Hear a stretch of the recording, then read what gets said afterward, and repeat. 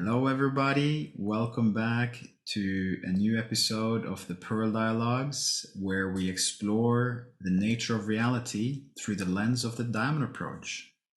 My name is Wazi, and together with Aiden, I host this podcast. If you are new to the diamond approach teaching, you can find more about it in the description below. In today's episode, we have a conversation with Terry, and we touch on the topic of the enneagram, the value of developing our ability to concentrate, how we can function well in our family systems.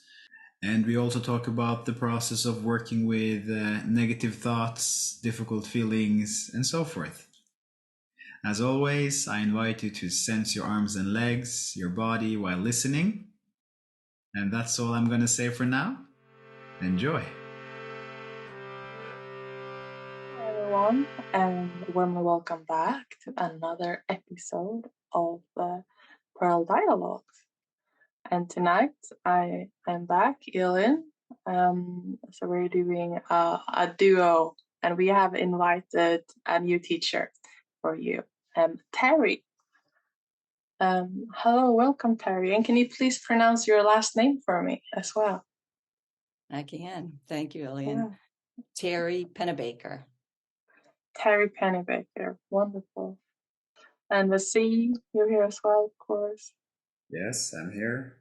I'm calling you from Oslo in Norway. Yeah, and I'm, as usual, not always, I'm calling from Molkom in Sweden. And Terry, where in the world are you? I am in Santa Rosa, California, which is about an hour north of San Francisco. Okay. Beautiful. Let's dive in.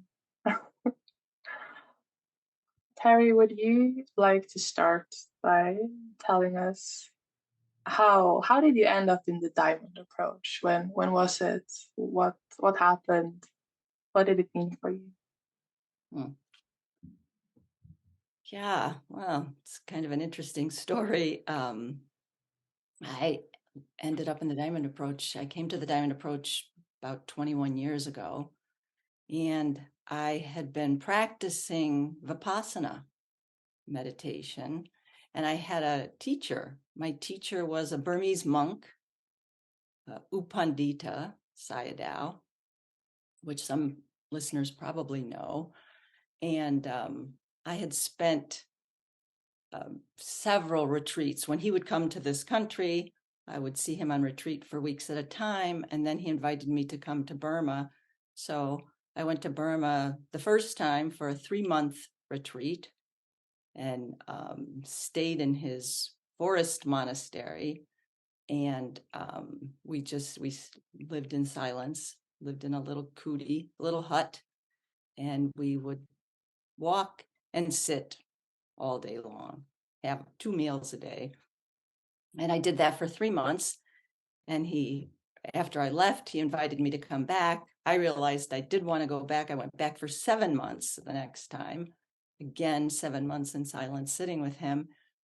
But what I would notice while I was learning a lot, really learning to concentrate my mind and develop the capacity to penetrate into my experience, and would reach amazing states of peace and bliss. Once I would get off the cushion and start to be in my life again, there were a lot of reactivity and a lot of the familiar patterns would return. And I got very curious about this and how does one actually work with that. And then my teacher, again, U Pandita, when I was leaving after my 7 months, asked me to stay in Burma, and I couldn't. I had a family, I had work, my life was in the States. So he said, okay, if you're not going to stay with us, you must find a Western teacher and keep practicing.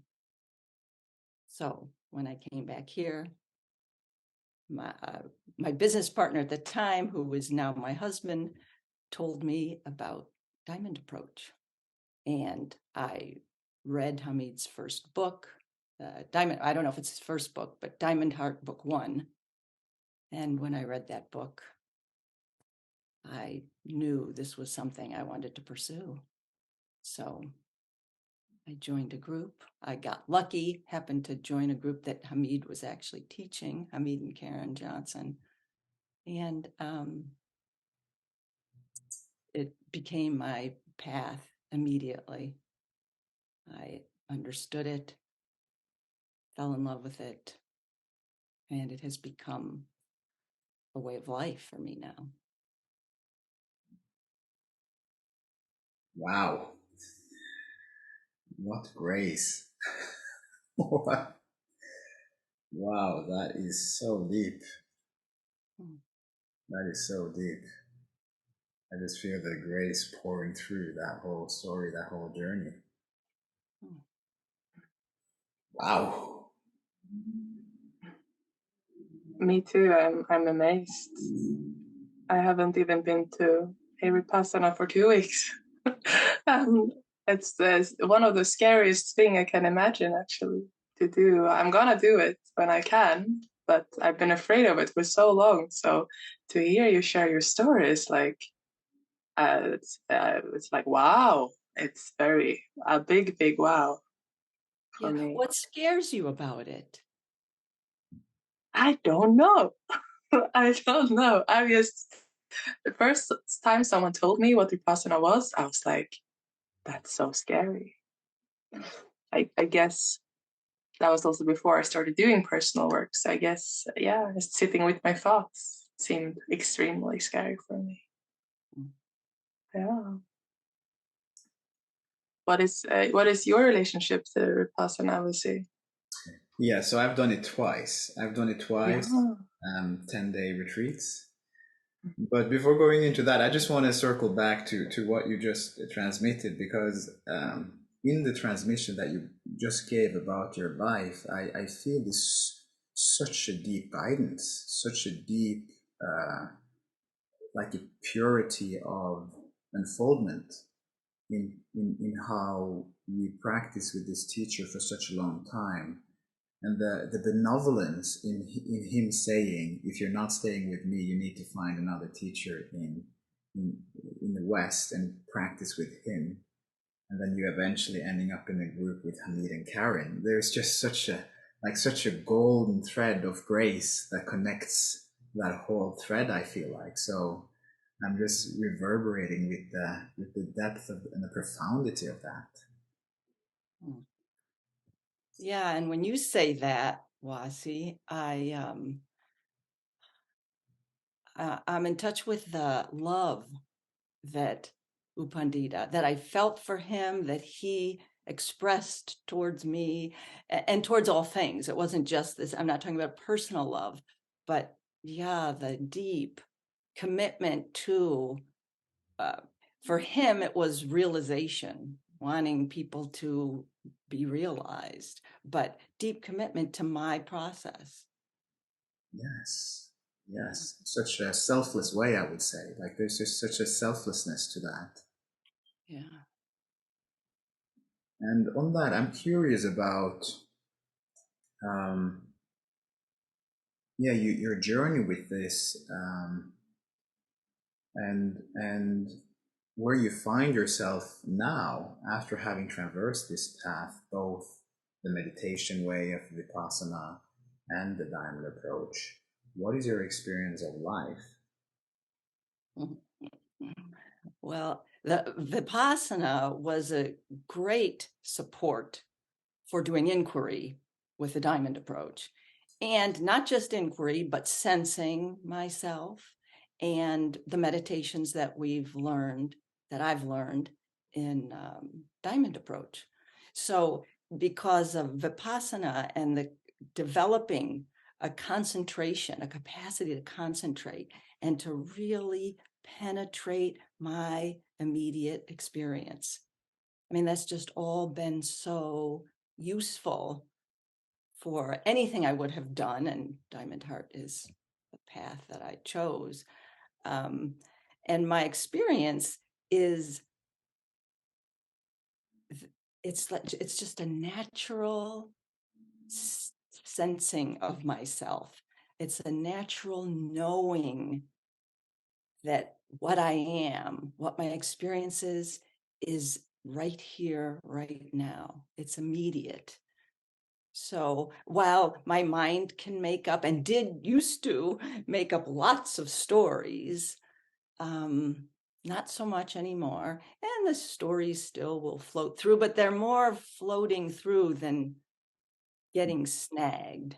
I don't get snagged as much as I used to, and I can still get snagged. So there's an ease in life, lightness. I don't take the stories. I don't believe the stories so much. I don't take that so seriously anymore. They don't disturb like they used to. And once in a while, I can get disturbed by something. But when I do, it's such a surprise because of the smoother sense of myself that the snags show up like bright lights. I have an interesting follow-up on that. That process, that journey you've gone through, in what way would you say that it's made you a better human being? Or when I use better, that can be misunderstood. But at the same time, there is a validity to that question in the sense that, like, how have you become a better human being in the most, in the right way of understanding what I'm asking? Yes. Well, I would say what it's done is woken up my heart. I'm so much more in touch with, aware of my heart. I'm open. There's more openness, more curiosity about myself, more curiosity about you, about both of you, about the world, about others. And I feel more attuned, like I'm more sensitive. I can feel my pain, others' pain, others' hurt, others' feeling of rejection, others' kindness, others' openness, the dialectic of me and the world. It feels like there's just a dialectic. I'm giving and I'm feeling. And I feel like that happens individually. It happens on a larger scale in the world, in my neighborhood, in life.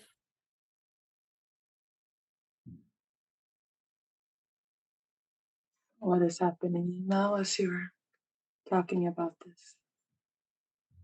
I actually feel that. I feel with both of you here, I feel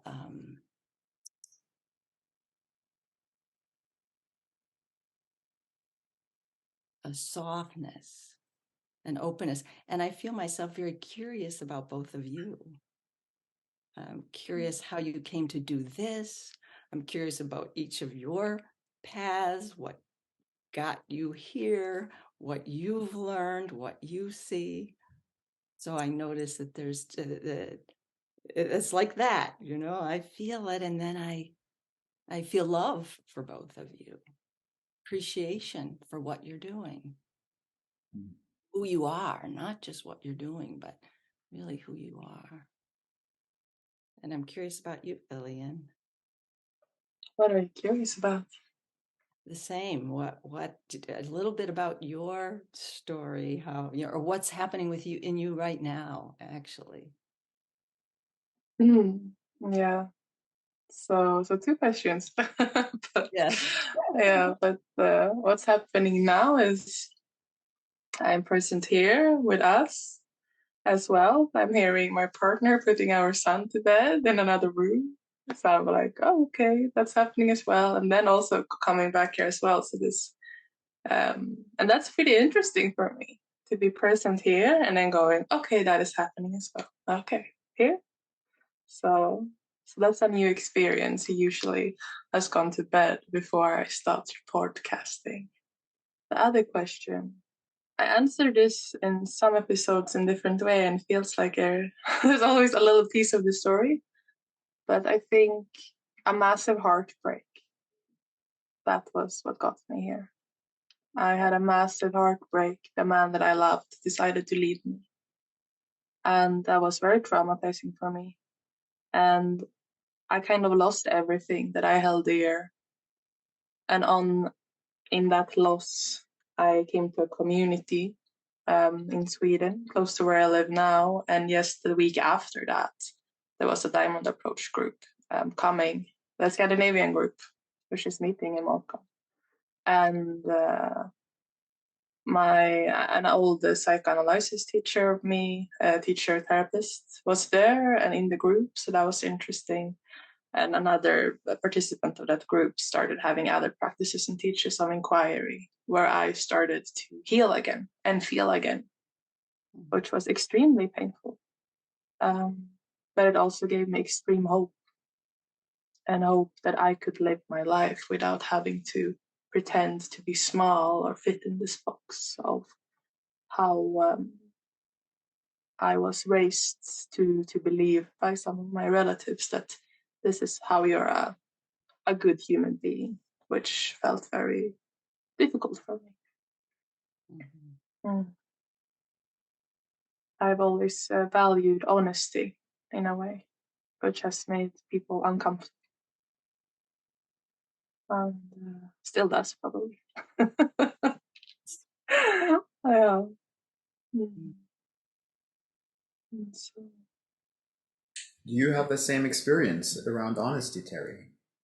In terms of, people being uncomfortable when the honest truth is revealed or shared. What's your experience of that?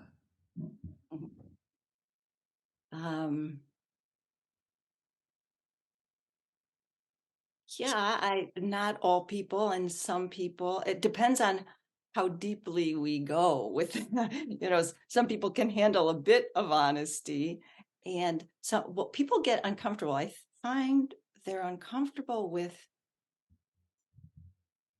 and I'm talking about people who haven't really engaged in inner work, uncomfortable with their feelings.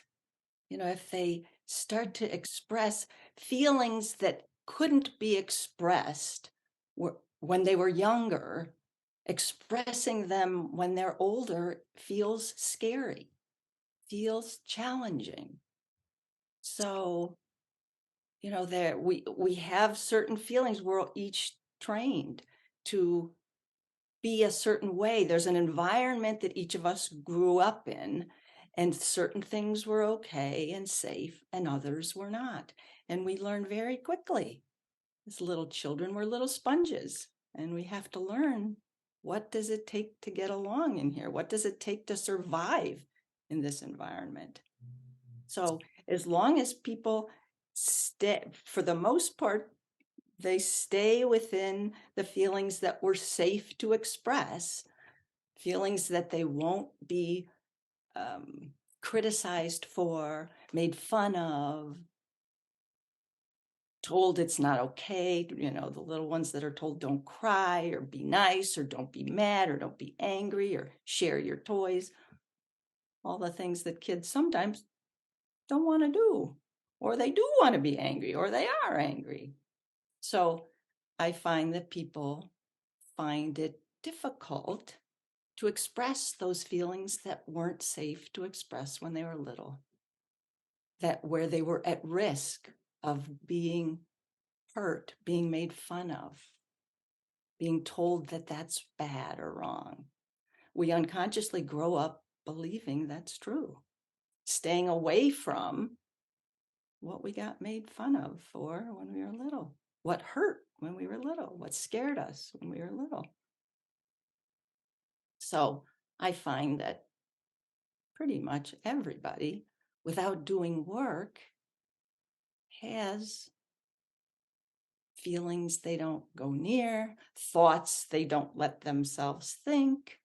We have a boundary around what's safe. And without exploring those boundaries, without being curious about, How come I think it's bad to be angry? How come I can't let myself feel that I really do feel rejected or hatred or sad or scared?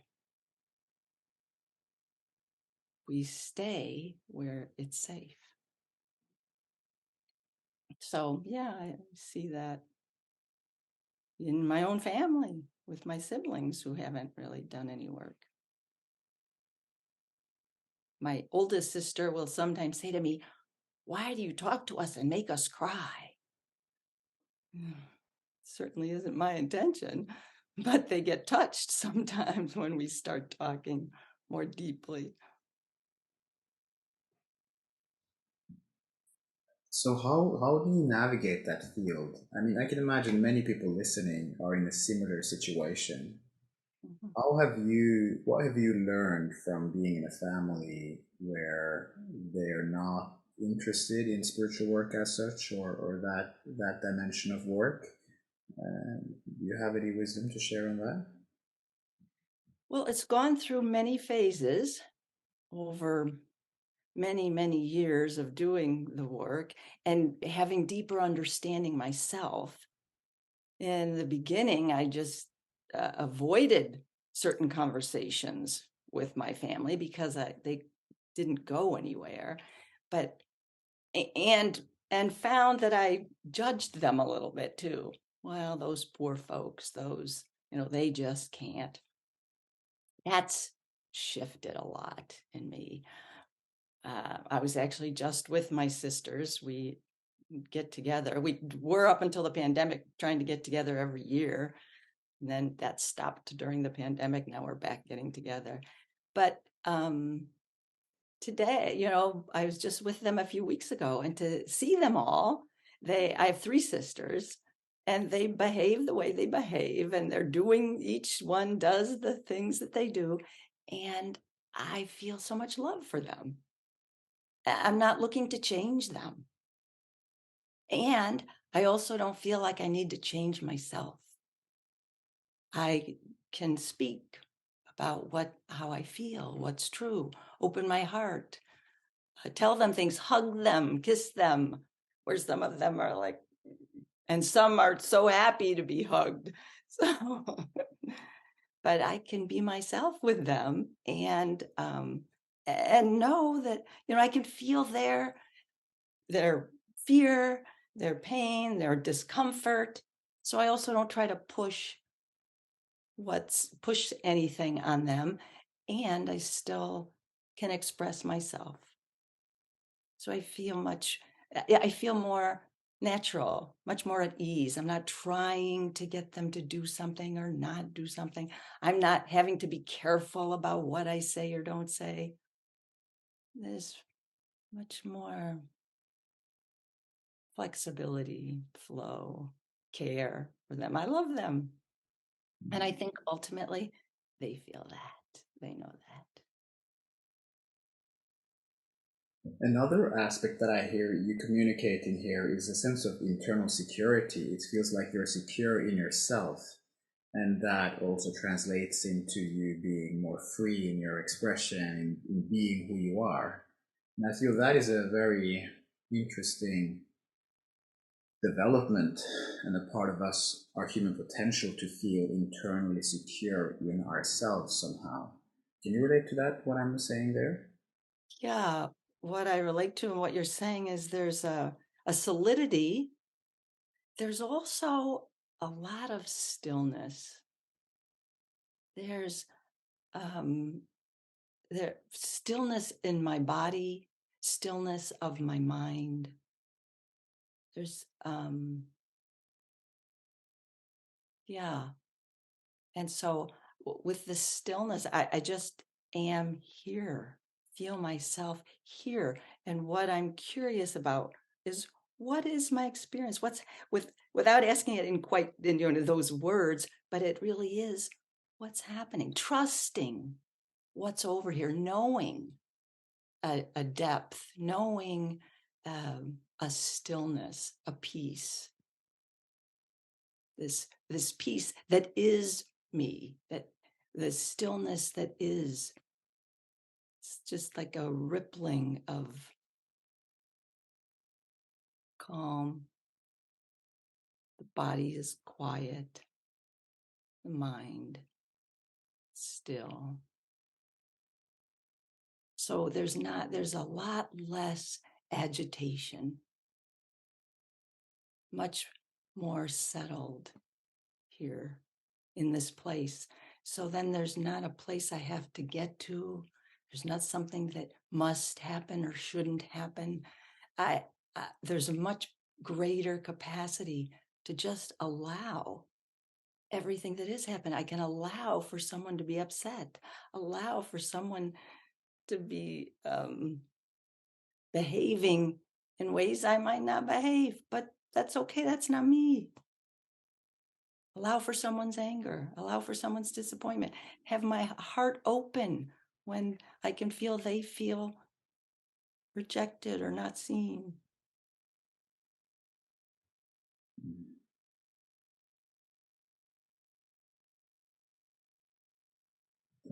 That makes sense to me. I mean, we really want to be known. We want to be seen and known for who we are. It's nice to be known for the things that you do, and that's great. I did this, I did that. But who am I? Who are you? And to be able to relate to each other in that way, to see each other.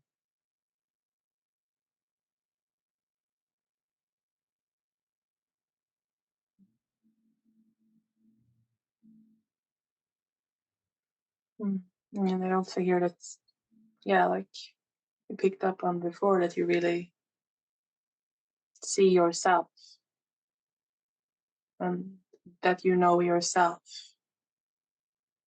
and your experience. That's sort of what I'm hearing from it. And I personally struggle a lot when like a person is directing their anger at me. I can feel very, also because I have a small kid, and so if he's there as well, then it becomes really like, hey, like I want to protect this, like this is not appropriate. But the things you're mentioning, if I find them so inspiring. It's like superhuman powers of dedication, realization, inner work, presence. It's so inspiring for me to hear, and it gives me hope. And one thing that you said that I don't want to step over, which is there's nothing wrong with saying that behavior is not appropriate to someone. That's not okay. I don't want to give the impression that there's anything wrong with that. Especially you have a child, there are things you want, ways you want that child to be interacted with. Nothing wrong with saying that doesn't work. No. Like to have your own boundaries, to have, for you to know your own truth and to be able to express that. Now, if something gets really disturbed in you and, causes a lot of anxiety, we get curious about that. Don't try to push that away either. You just get curious. Wow, how come when they did that, what happened over here? You just want to find out about it. Huh? God, I got so mad. Wanted to kill them. Well, what's that about? There's nothing wrong. We just find out. We just get curious. Whatever. See, that's the beauty of this work. Whatever's happening in your experience, explore it. Inquire. Huh?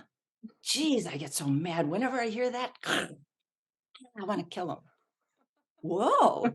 Tell me about that. You go, girl. Feel that wants to kill. Don't that now. That's got a lot of energy we want. We can use that energy.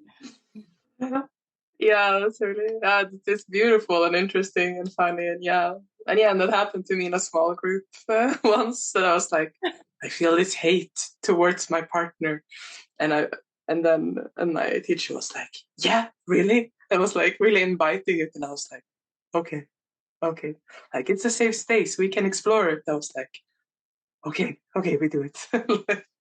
Instead of shame and bad and oh no, what?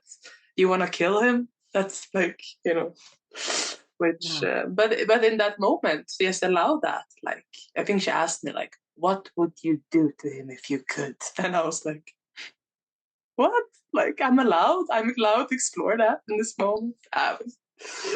Yeah. Exactly. Yeah. I like what you're saying, Ilian, about the safe space, because that's what we're practicing, letting our bodies be a safe space, letting over here be a safe space.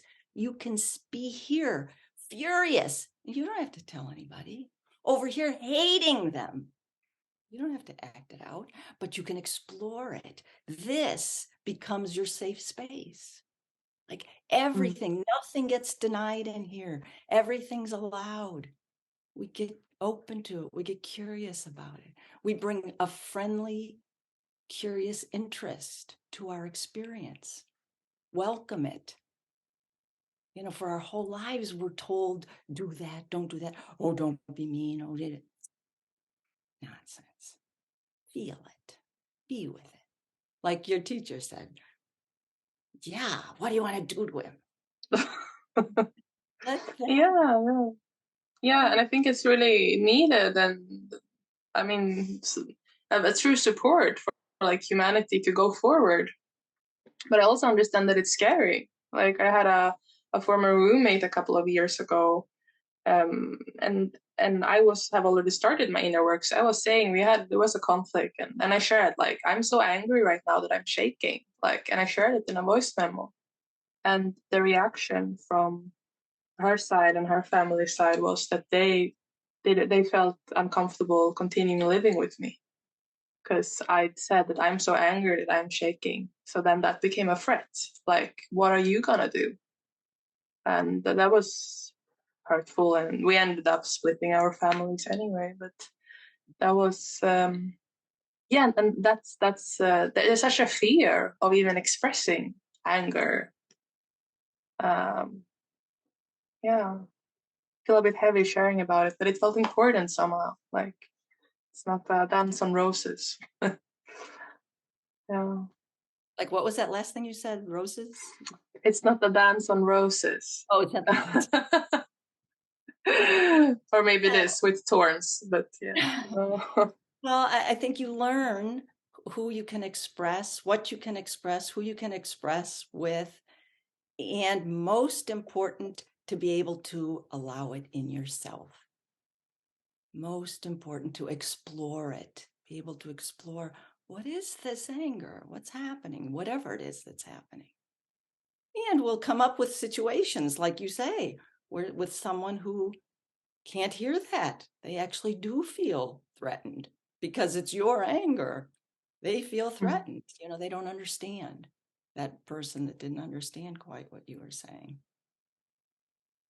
No. Yeah. And that's okay for me also. Like I want to add, I understand from where they're coming from and why that was threatening for them. So, but yeah.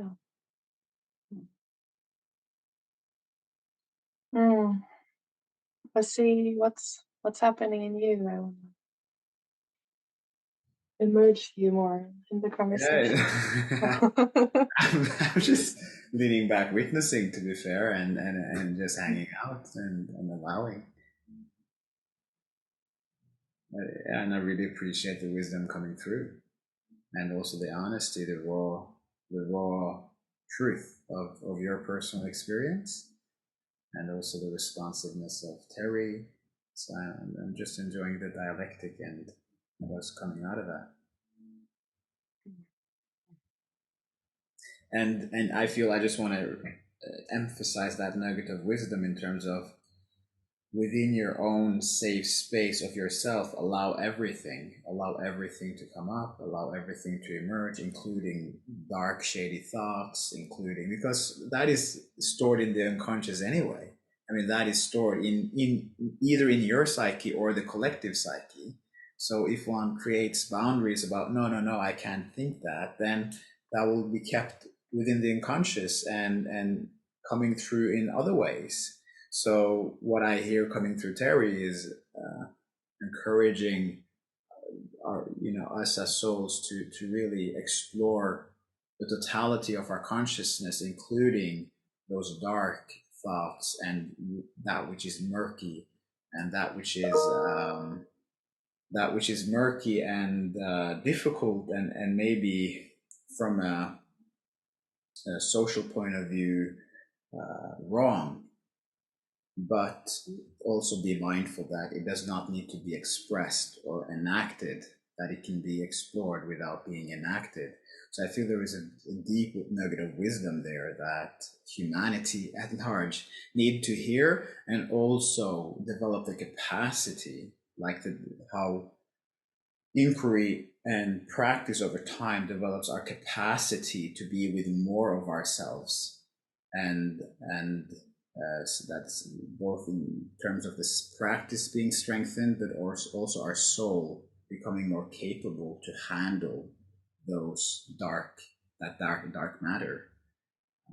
So I feel that is a very deep nugget of wisdom right there. Yeah, I think what you're saying, Wasi, is really important, that it is a practice and it takes time. And yeah, it's a practice over time that we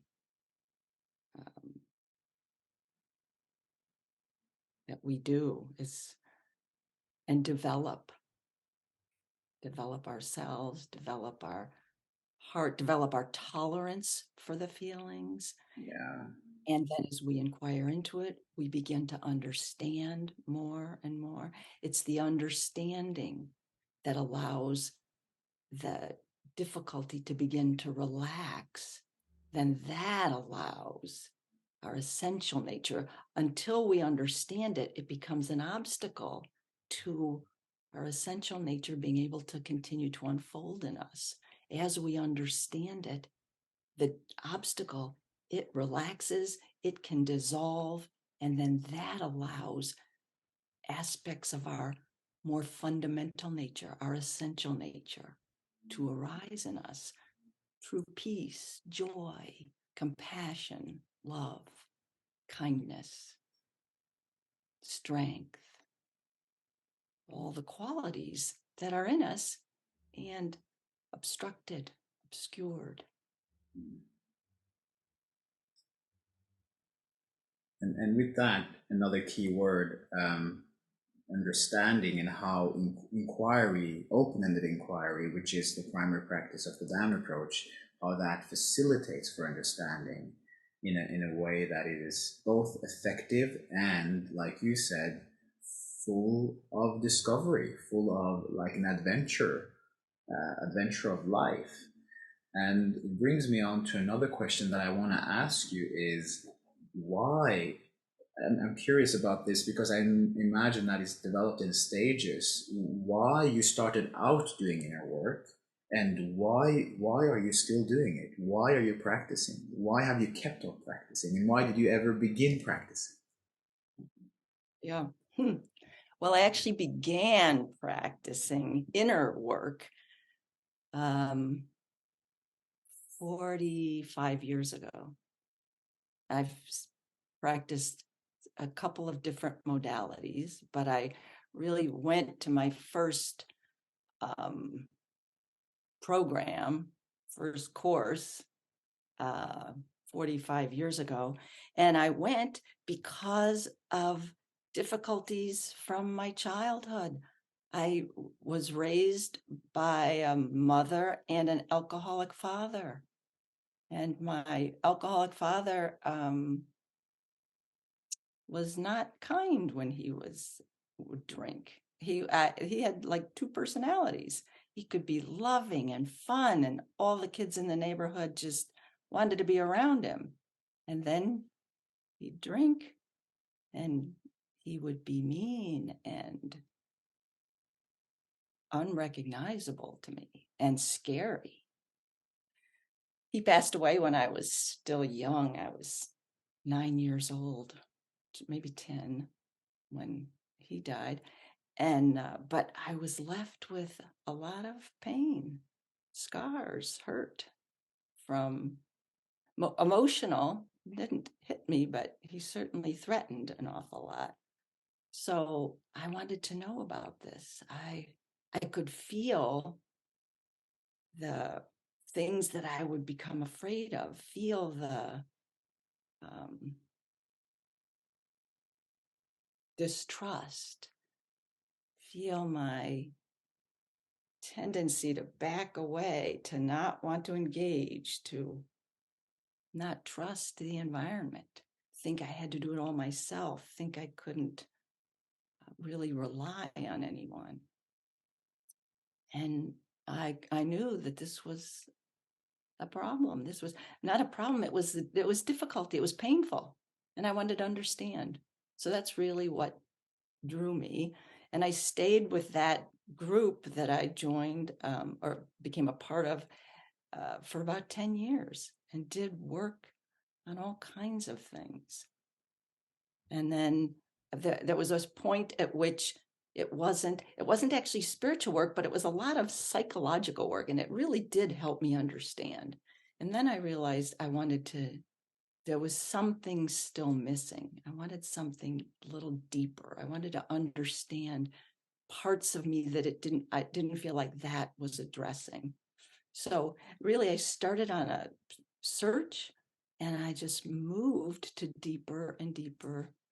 And then I went to something else that got me more in touch with my heart, opened up my heart, exposed other things to me, other parts of myself, and then eventually made my way to Vipassana and then Diamond Approach.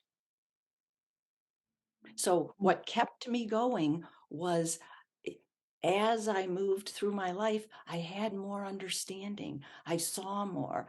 I relaxed more. I understood more. And I could see where there were still places that weren't completely free. I could still, it's almost like the more you open, the more sensitive you become. And then you can see even, something I didn't even recognize as a problem, something I hadn't even seen as an issue. Suddenly, wow, I now see behaviors that I didn't question, that once something gets worked out, then it allows you to see the next behavior as, now that's kind of interesting. I wonder why I'm doing that. Why do I react every time that happens? What about that makes me mad? Why do I feel sad? Why do I feel rejected? Why do I need for them to see me in this way? Why do I need to be seen as competent, as good, as, So the questions just kept coming. And now that in the Diamond Approach, I feel like I can answer all the questions that have not yet been answered. And I still ask questions. I still see places. I'm guessing I always will find places that I recognize as little feelings of rejection, disappointment, hurts. And I just explore them.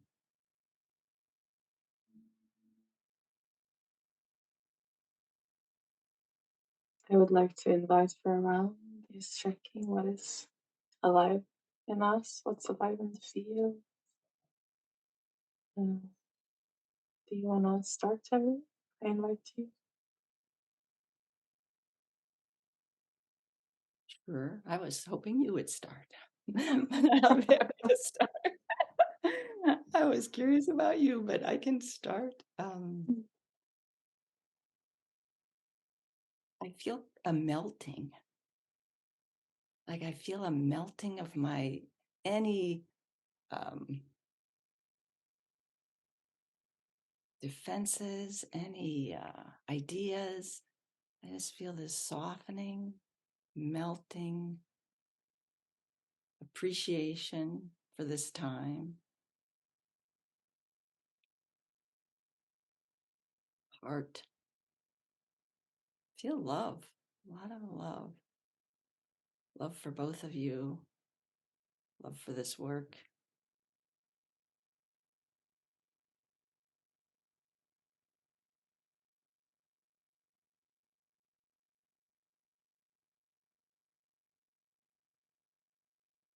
Thank you.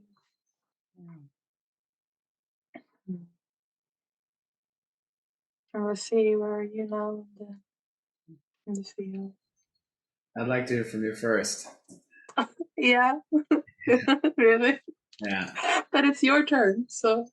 You say it's my turn. No. No. No. Well, you don't have to. It's an invitation. So. Yeah, but I don't want to share now. No. Okay. I can share.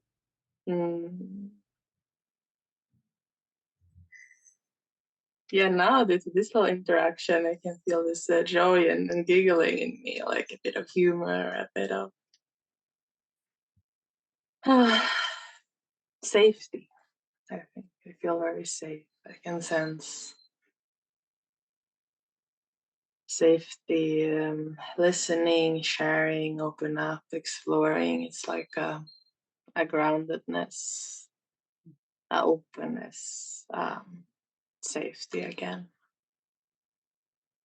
And I have a curiosity. I have a question I wanna ask afterwards. But if you wanna, I would love to hear from you. You want the question? Okay. Then we feel into that. Yeah, this is a bit of a change of direction. But I read on your profile, Terry, that you're also a teacher for the enneagram. Is it called that? Enneagram, yeah. And I'm as a student in the Diamond Approach, or like a person in the world, I know close to zero about the Enneagram. But you will see, I know you know a bit more, and then you're a teacher, and it's mentioned in your profile. So I think it would be beautiful to invite it and see if we could shed some light on that, and also like how that is, why it's important, and how do you do it, and yeah, how about that? What's the question? What's important about the Enneagram? Yeah, like for someone who doesn't know, like I know that it exists, and I know people are categorized into numbers, and it says something about your personality, and it goes very much hand in hand with the Diamond Approach somehow. So I'm really curious to understand more about it. Yeah. The Enneagram is a system of personality, telling us it explores different personality types, gives us 9 basic types, but then there are other ways of seeing it where each type it has a particular I don't know if I need to get into all of that. It's you can almost, there's 9 types, but then you could say each type has 3 different possibilities for being a certain way, whether we have instincts. So if you include the instincts of life, and by instincts I mean each person has the instinct of being a self-preservation type, someone who's more interested in their more focused, not interested in, it's the instinct. So it comes with us. It's what we automatically think about. So our self-preservation is more about, if you're a self-preservation type, you're thinking about your home, your money, your health, your like everything that is for your body, working out, what's for the preservation of your body, this being. A social type is more interested, more focused on, I have to stop saying interested in, but focused on, but it is where their interests go. They're more focused on community, on belonging, being a part of what is good for the whole, what's good for the group. And a one-on-one type is more focused on a one-on-one relationship, focused on the other, having a union with other. So if you have 9 types, 1 through 9, so there could be a 1 who could have their instinct could be self-preservation, or it could be social, or it could be one-on-one, also called sexual. So that makes them, so where their attention goes, for even though they're a 1 on the Enneagram, there's 3 different ways. So then we say there's more like 27 different types, really, because our instincts play such an important role in where we put our attention, what our attention is on. So what the Enneagram is it shows us, it's such an accurate map of personality types, of what we focus on, where we get caught, where we get stuck, what where we have difficulties. So no need to go into each of the types. That's another whole long piece of work itself, but it's very useful. What makes it useful is it can point you in a direction to see, because we're patterned in particular ways. And the Enneagram is so accurate in describing how we are patterned, how we're conditioned. See, we're conditioned from 2 places. At birth, we're conditioned, we come in and there's nurture and nature, which you've probably heard, right? So nurture is the environment we grew up in, and nature is the personality we come in with.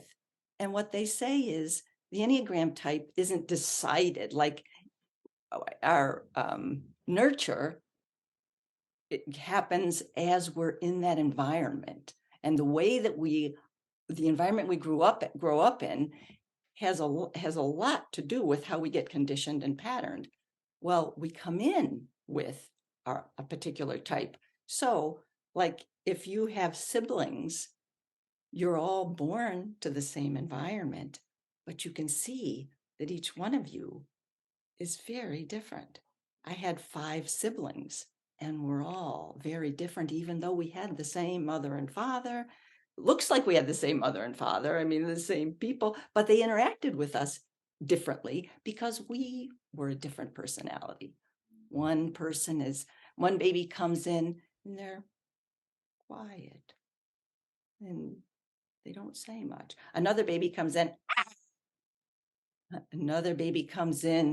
busy, busy, busy.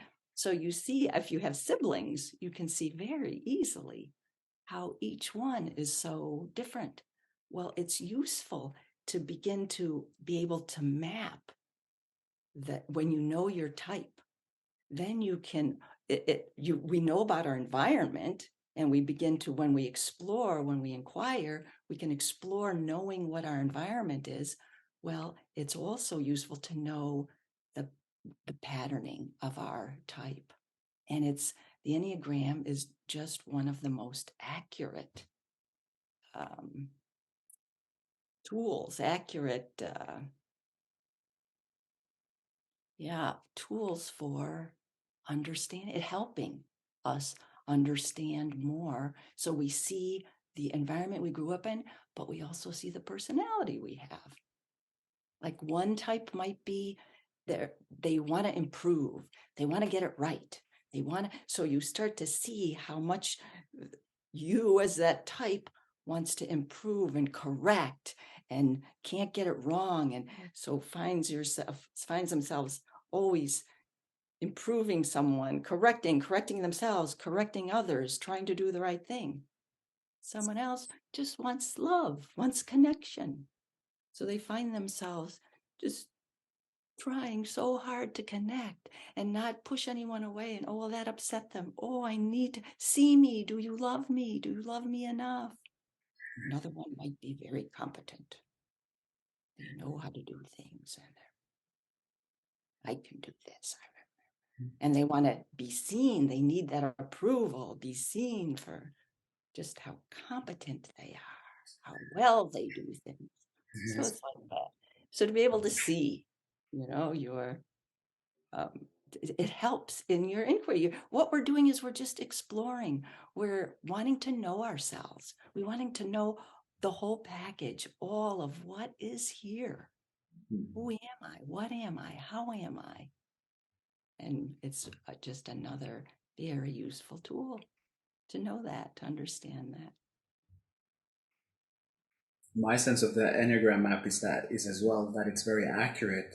And for those of you who are curious to know more detailed information about the types, I know that there is a course being launched on the Diamond Approach online portal that's being taught by Russ Hudson and Sandra Maitri, who are one of the leading teachers of the Enneagram. So you can explore there. One thing that I'm curious about within this context is potentially you, Terry, sharing a little bit of your journey of learning your type and how you've worked with that, how that has served you in a personal way.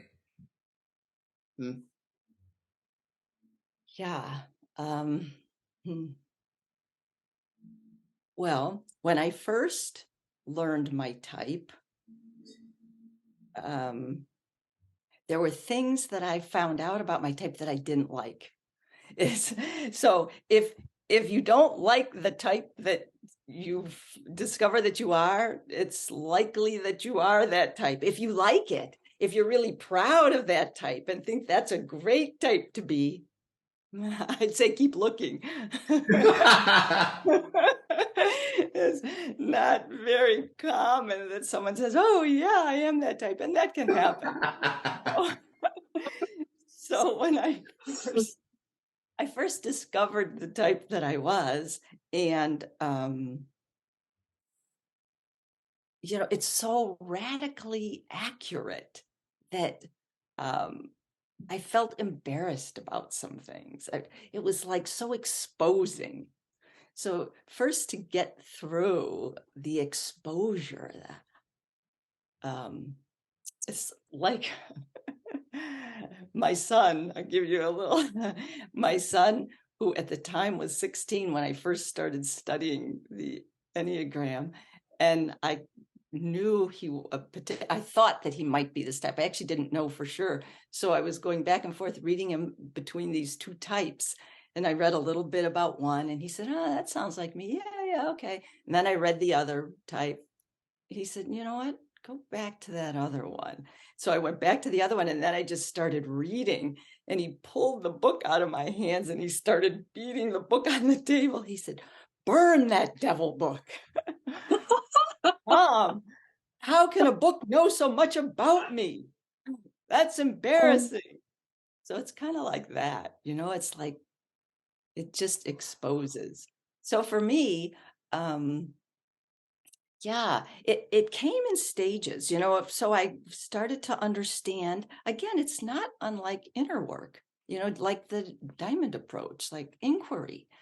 I understood some things, and then I would read and just go on with my life. And then I get curious. Something would happen in my life, in my experience, that I didn't quite understand.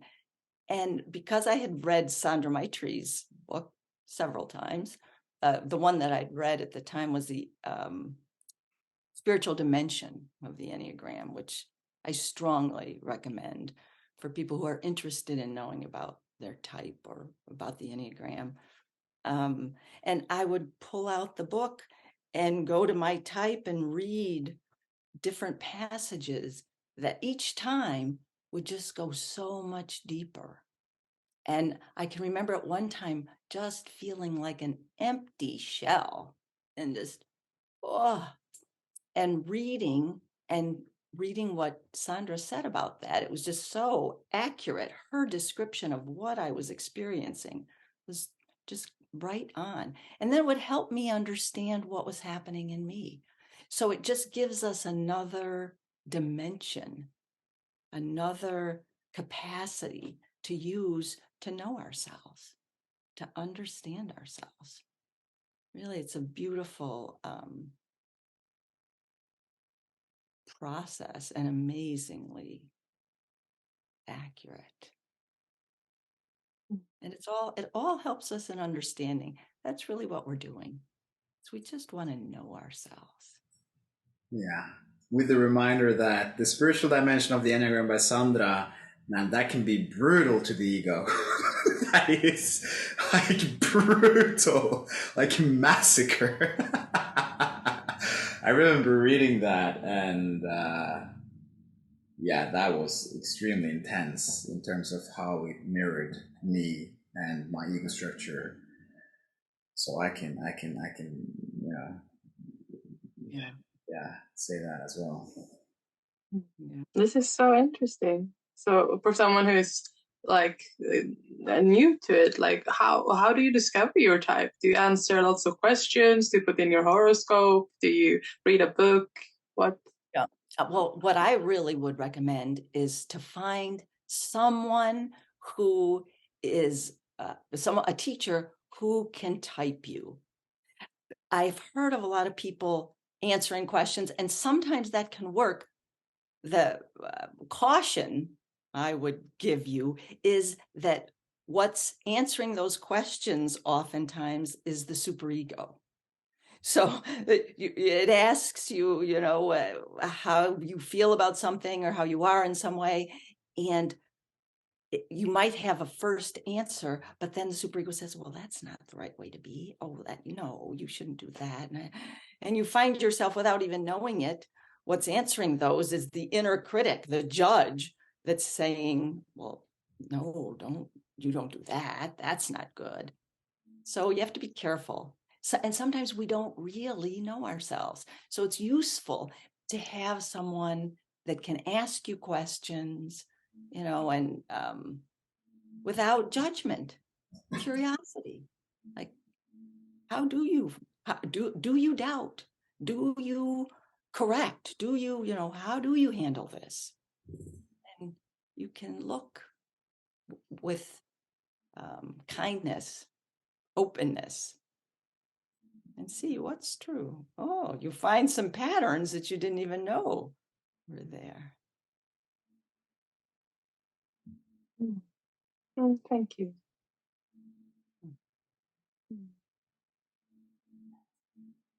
I feel this is a good time to listen to a song. I was thinking that as well. Yeah. Me too. Ready to the party. Yeah. We're in sync now. Tu cosa fai stasera? Rimani ancora un po'. Sarà questa atmosfera, ma non mi dire di no, per farti prigioniero. Qualcosa inventerò, ma che bisogno c'era di amarti subito un po'.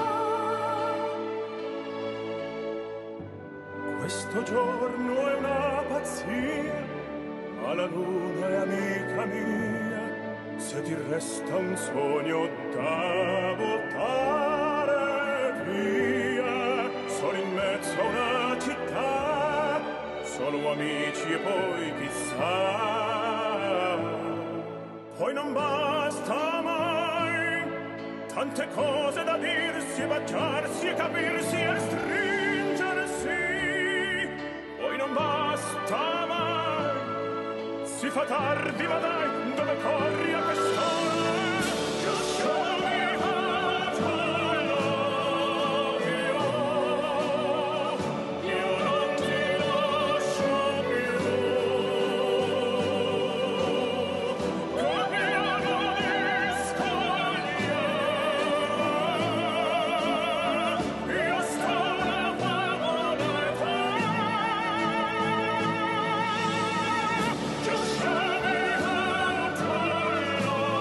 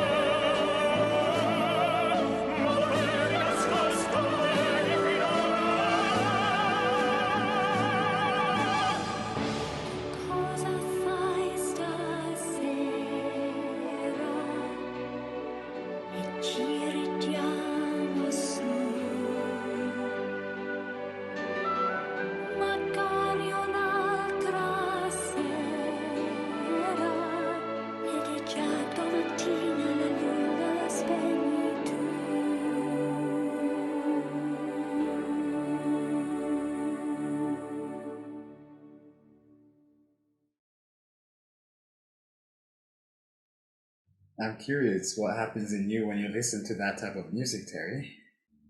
What happens is it's different every time I listen to it, and it brings out the fullness of whatever is there, whatever's here in the moment. So whether it's, in this particular case, it was just perfect to what we were talking about. Just love.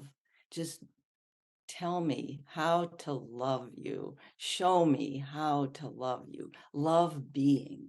Love our essential nature. Love what's real. So it was perfect. Other times it brings out something else. And it's like all perfect. It's all welcome. But right now it just show me how to love you. Talking to love itself. Show me yourself.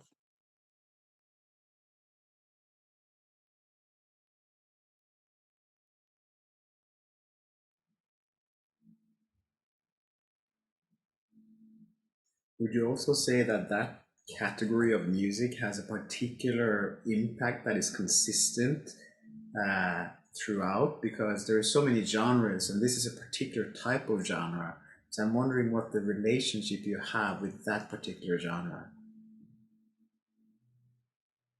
You have to ask me a different way. I'm not sure what language ask me. Okay, I'm just asking because I love that type of music myself. Oh, okay. So then tell me what you're doing. Yeah, okay. No, so consistently when I hear tenor, like tenor singing or that type of music, I notice how it actualizes a specific part of my being that usually comes with an expansion. It's a kind of an expansion where I get angel wings and my wings starts to just stretch out. And I just open up and just allow myself to just expand with those beautiful, magical sounds where they go up, up, up, up infinitely. And it's as if I just want to expand with it endlessly. Like, but, wow! And that's so consistent. So I just love that genre. Andrea Bocelli, he's another tenor that I appreciate a lot and I listen to often, or I used to do. I haven't been listening as much lately, but I love that type of music, and it's a particular experience I almost get every time. Yes. All right. Now I understand what you're asking. Yeah, it's like the heart is singing. The body is singing. Yeah. The singing is just opening up. Yes. But it's whatever is there opens. Whatever is there expands, magnifies.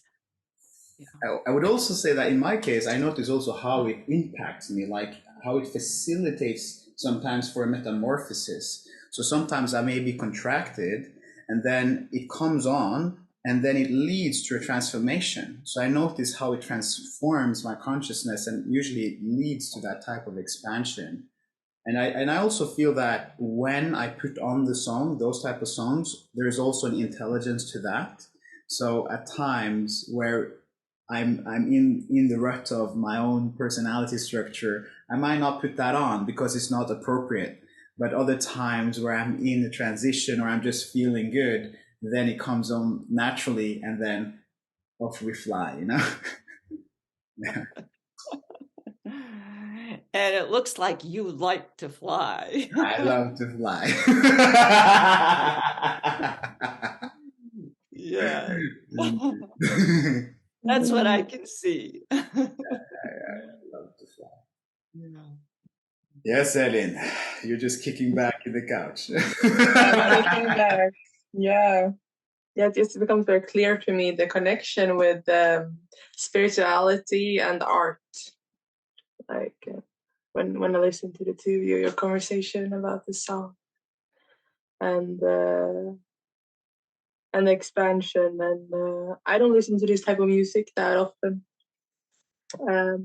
but I could feel it like flushing in my cheeks. It's like energy. I'm like, oh, and it was I mean, it was very powerful. And now listening to your conversation here afterwards, I'm like, okay, I want to listen to more. I want to experience more. And imagining myself in times of need, listening to it, and then like screaming in catharsis with the music or something. Like, oh, yeah.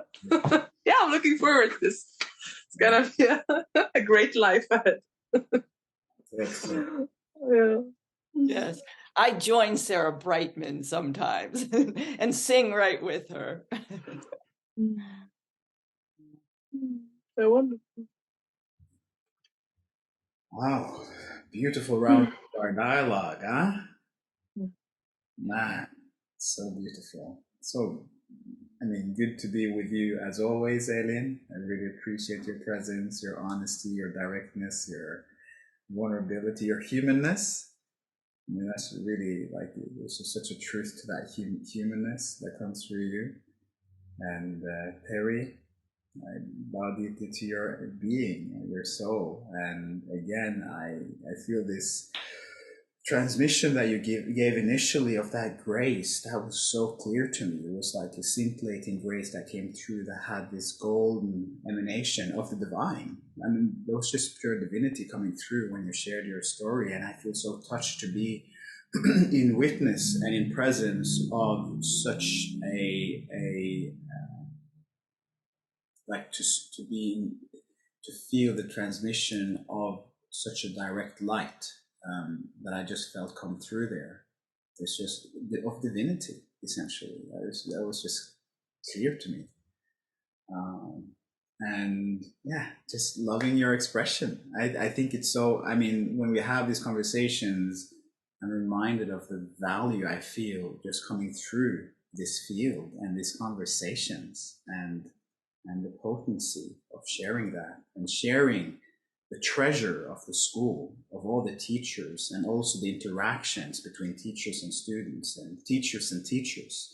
So I see a great scope for how this can evolve and expand even further. And I believe that this can genuinely contribute something significant to humanity, to our collective as well, as it is spread directly through our listeners and indirectly through the people listening to this being inspired from these conversations. For me, that is also very clear when we're having these dialogues. So I just want to bow to that and say thank you.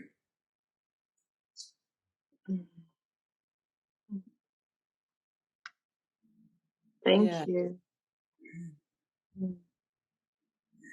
Yeah, I also wanna like share some appreciation, both Terry for you coming and joining us. So such a wonderful to have you here and to flow and dialogue and explore and be open. And I really hope I get to meet you sometime in the future somewhere. That would be wonderful. And for you, Vasi, I want to point out that you are the creator of this podcast. I'm your co-creator, but you're the space holder. You're the one who manifested it and put it in. You're the one who made a shout out that I listened to and responded and say, "Hey, I'm joining." Thank you for your, like, in speaking of like masculine space holding and direction of of your soul. And I love to be a part of it, and I love to be invited to do it with you. And yeah, and I love that we get to invite teachers to us as well. I mean, it's just wonderful. So thank you so much and for the editing. Guys, I never need to edit. Leslie always edits. It's wonderful. It's beautiful. Thank you so much. So. Yeah.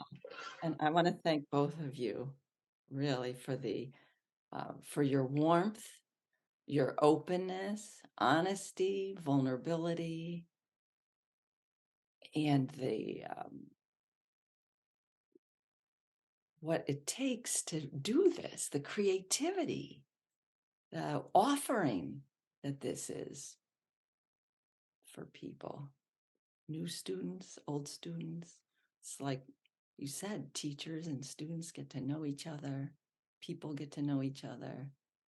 It's really heartfelt, sincere appreciation for what you're doing, what you're bringing. Yeah. Who you are. Shines through the screen. Wonderful. Mm. Okay, so any last words that you want to share, Terry, about what you offer? Do you accept new students? Yeah, I'm accepting new students. Yeah. Right. Mhm. I think my sense is you're a great teacher. Yeah, me too. Are you teaching in any groups? I'm not. I'm going to start a book group in September, but I'm not teaching any big groups. No. So I'll have a group online book group. And Okay. then students. Good.